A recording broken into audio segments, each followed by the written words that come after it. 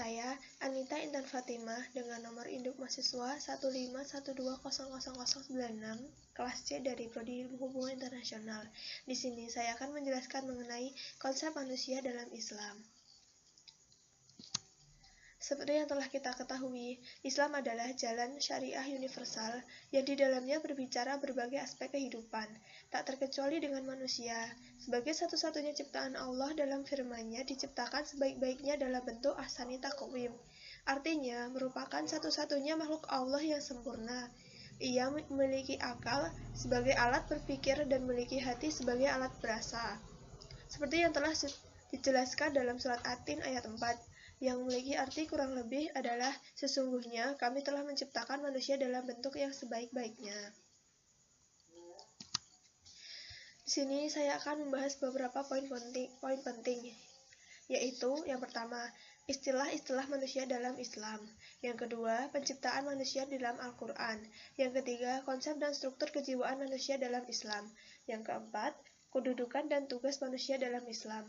Yang kelima, potensi manusia dalam Islam. Dan yang terakhir adalah pengembangan potensi manusia dalam Islam. Poin yang pertama yaitu istilah manusia dalam Islam. Yang pertama adalah al-insan atau manusia. Yang kedua adalah al-bashar. Yang ketiga adalah Banu Adam dan Zuriat Adam. Yang keempat, konsep ins. Yang kelima, konsep abd Allah. Dan yang terakhir adalah konsep an-nas. Yang pertama yaitu al-insan atau manusia. Kata insan mengandung konsep manusia sebagai makhluk yang memiliki keramahan dan kemampuan mengetahui yang sangat tinggi, atau dalam ungkapan lain, manusia merupakan makhluk kultural dan sosial. Seperti yang telah disebutkan dalam surat Al-Hujurat ayat 13 yang memiliki arti kurang lebih seperti ini.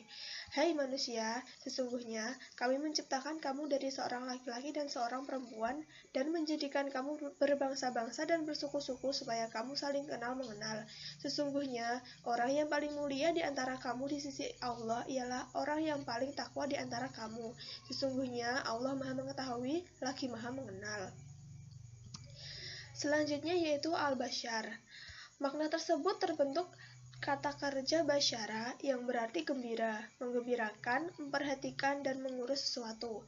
Menurut Al-Raghib, kata basyar adalah jamak dari kata masyarakat yang berarti kulit. Manusia disebut basyar karena kulit manusia tampak berbeda dengan kulit makhluk lainnya. Kata ini dalam Al-Quran secara khusus merujuk kepada tubuh dan bentuk lahiriah manusia. Bertolak dari pendapat di atas, maka dapat disimpulkan bahwa istilah basyar menunjukkan makna manusia pada aspek hakikatnya sebagai pribadi yang konkret, dengan menekankan aspek lahiriah manusia. Selanjutnya yaitu Banu Adam dan Zuriat Adam. Istilah Banu Adam dan Zuriat Adam merujuk kepada pengertian manusia karena adanya kaitan dengan nama Adam yang memberi kesan historis dalam konsep manusia, bahwa manusia berasal dari satu sumber dan satu darah, walaupun mereka tersebar dalam berbagai warna kulit, ras, dan bangsa. Seperti yang telah dijelaskan dalam surat Al-A'raf ayat 35.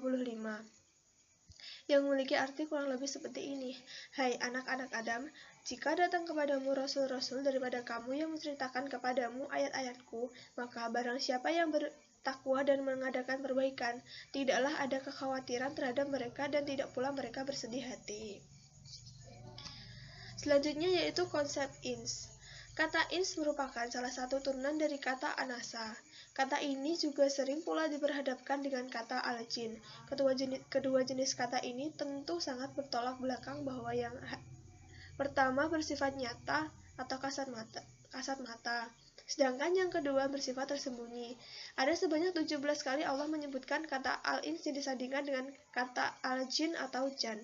Sisi kemanusiaan pada manusia yang disebut dalam Al-Quran dengan kata al-ins dalam arti tidak liar atau tidak biadab, merupakan kesimpulan yang jelas bahwa manusia yang nampak itu merupakan kebalikan dari jin yang bersifat metafisik dan identik dengan liar atau bebas. Konsep abd Allah. Manusia diposisikan sesuai dengan hakikat penciptaannya dalam surat Az-Zariyat surat dalam ayat 56. yang memiliki arti kurang lebih adalah, dan aku tidak menciptakan jin dan manusia melainkan supaya mereka mengabdi kepadaku. Secara hierarki, atau abdi berada dalam kedudukan yang paling rendah. Ia menjadi milik dan hamba tuannya. Di antara sikap seorang hamba yang harus diperhatikan kepada tuannya adalah sikap tunduk, patuh, dan taat. Selanjutnya adalah konsep Anas. Kosakata Anas dalam Al-Quran umumnya dihubungkan dengan fungsi manusia sebagai makhluk sosial. Manusia diciptakan sebagai makhluk bermasyarakat yang berawal dari pasangan laki-laki dan wanita, kemudian berkembang menjadi suku dan bangsa untuk saling mengenal atau berinteraksi. Seperti yang telah dijelaskan dalam surat An-Nisa ayat 1, yang artinya kurang lebih adalah, hai sekalian manusia, bertakwalah kepada Tuhanmu yang telah menciptakan kamu dari seorang diri, dan daripadanya Allah menciptakan istrinya, dan daripada keduanya Allah memperkembangbiakan laki-laki dan perempuan yang banyak. Dan bertakwalah kepada Allah yang dengan mempergunakan namanya kamu saling meminta satu sama lain, dan peliharalah hubungan silaturahim. Sesungguhnya Allah selalu menjaga dan mengawasi kamu. Selanjutnya yaitu adalah proses penciptaan manusia dalam Al-Quran. Dilihat dari proses penciptaannya, Al-Quran menyatakan proses penciptaan manusia dalam dua tahapan yang berbeda, yaitu pertama disebut dengan tahapan primordial, kedua disebut dengan tahapan biologi. Manusia pertama, Adam alaihissalam, diciptakan dari atin atau tanah, aturab atau tanah berdebu, minsyar tanah liat, min hamain masnun atau tanah lumpur hitam yang membusuk, yang dibentuk Allah dengan seindah-indahnya. Kemudian Allah meniupkan ruh darinya ke dalam diri manusia tersebut. Surat Al-Mu'minun ayat 12-14 telah menjelaskan hal tersebut, yang memiliki arti kurang lebih seperti ini. Dan sesungguhnya kami telah menciptakan manusia dari suatu saripati berasal dari tanah. Kemudian kami dijadikan saripati itu air mani yang disimpan dalam tempat yang kokoh atau rahim. Kemudian air mani itu kami jadikan segumpal darah. Lalu segumpal darah itu kami jadikan segumpal daging. Dan segumpal daging itu kami jadikan tulang belulang. Lalu tulang belulang itu kami bungkus dengan daging. Kemudian kami jadikan dia makhluk yang berbentuk lain. Maha kuasa suci Allah, pencipta yang paling baik. Selanjutnya yaitu konsep dan struktur kejiwaan manusia dalam Islam. Terdapat beberapa hal-hal yang dapat kita bahas. Yang pertama yaitu substansi jasmani, yang kedua substansi rohani, selanjutnya substansi nafsani, kolbu atau hati, basyirat, syahwat, dan hawa. Yang pertama yaitu substansi jasmani. Jasad atau jisim adalah substansi manusia yang terdiri atas struktur organisme fisik. Organisme fisik manusia lebih sempurna dibanding dengan organisme fisik makhluk-makhluk lain. Yang kedua yaitu substansi ruhani. Ruh adalah unsur terakhir yang dimasukkan ke dalam tubuh manusia yang menyempurnakan proses penciptaan manusia. Selanjutnya yaitu substansi nafsani. Kata jiwa berasal dari bahasa Arab atau nafs, yang secara harfiah bisa diterjemahkan sebagai diri atau secara lebih sederhana bisa diterjemahkan dengan jiwa. Selanjutnya yaitu kolbu atau hati. Kata kolbu terambil dari akar kata yang bermakna membalik, karena seringkali ia berbolak-balik, sesekali tenang sekali, sesekali setuju, dan sesekali menolak.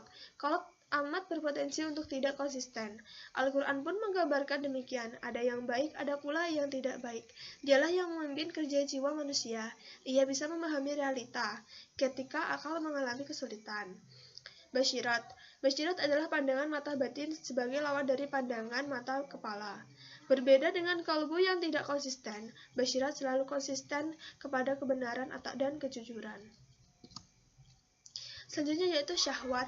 Syahwat adalah motif kepada tingkah laku. Setiap manusia memiliki syahwat terhadap lawan jenis, bangga terhadap anak-anak, menyukai benda berharga, kendaraan bagus, ternak, dan kebun. Yang terakhir adalah hawa. Hawa adalah dorongan kepada objek yang rendah dan tercela. Secara literik, hawa berarti menuruti kehendak. Hawa sering pula diistilahkan dengan syahwat yang berarti nafsu, selera, atau keinginan. Dalam bahasa Indonesia, hawa atau syahwat diistilahkan dengan nafsu atau hawa nafsu. Selanjutnya yaitu kedudukan dan tugas manusia dalam Islam. Terbagi menjadi dua, yaitu Abullah dan khalifah. Abdullah adalah kata yang mengandung pengertian ibadah dalam makna penyerahan diri manusia pada hukum-hukum Allah SWT yang menciptakannya. Dengan kata abd, Allah SWT ingin menunjukkan salah satu kedudukan manusia sebagai hamba Allah yang mengemban tugas-tugas peribadahan. Yang kedua yaitu khalifah. Pengertian khalifah sebagai duta atau wakil Tuhan di muka bumi merujuk pada pengertian individual yang dapat dimiliki oleh setiap umat manusia. Semua manusia berhak mendapat predikat yang sama. Hanya saja kualifikasi kekhalifahannya akan ditunjukkan oleh sejauh mana hasil optimalisasi potensi kemanusiaan manusia tersebut. Yang selanjutnya yaitu potensi manusia dalam Islam. Potensi-potensi tersebut dibagi menjadi beberapa bagian. Yang pertama yaitu fitrah. Fitrah dalam istilah Arab berarti berasal dari kata kejadian, kesucian, dan agama yang benar. Fitrah dengan arti agama yang benar atau agama Allah.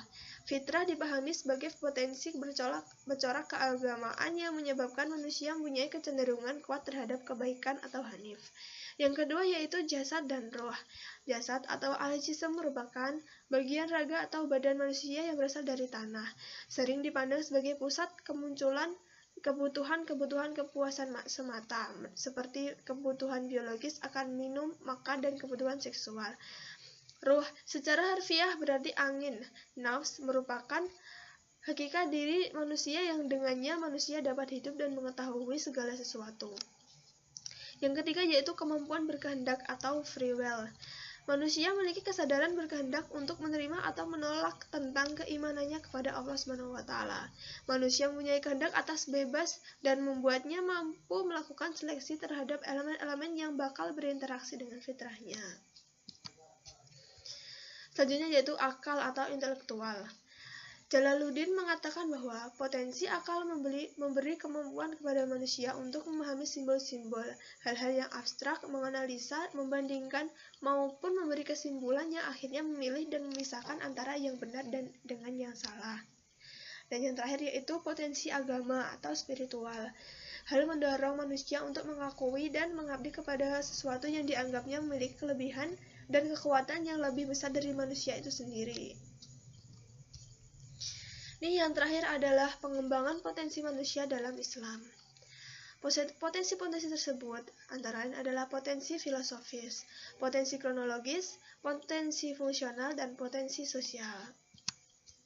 Potensi filosofis sesuai dengan hakikat penciptaannya, maka keberadaan atau eksistensi manusia itu baru akan berarti, bermakna, dan bernilai apabila pola hidup manusia telah sesuai dengan blueprint yang sudah ditetapkan oleh Tuhan. Potensi kronologis. Setiap tahap pertumbuhan dan perkembangan ditandai dengan adanya ciri khas atau karakteristik yang berbeda pula. Kemampuan manusia pun mengalami peningkatan sesuai dengan periode pertumbuhan dan perkembangannya. Selanjutnya yaitu pendekatan fungsional. Potensi-potensi yang dimiliki manusia diberikan Tuhan untuk dapat dipergunakan dan difungsikan dalam kehidupan mereka. Karena tidak mungkin Tuhan menciptakan sesuatu yang tidak bermanfaat. Jalaluddin mengatakan bahwa melalui pendekatan fungsional ini terlihat bahwa potensi yang dimiliki manusia mempunyai fungsi pengabdian, fungsi kemanusiaan, fungsi individu, dan fungsi sebagai makhluk hidup. Yang terakhir adalah pendekatan sosial. Dalam pendekatan ini, manusia dipandang sebagai makhluk sosial. Manusia dianggap sebagai makhluk yang cenderung untuk hidup bersama dalam kelompok kecil atau keluarga dan kelompok yang besar atau masyarakat. Sekian dari saya. Terima kasih. Wassalamualaikum warahmatullahi wabarakatuh.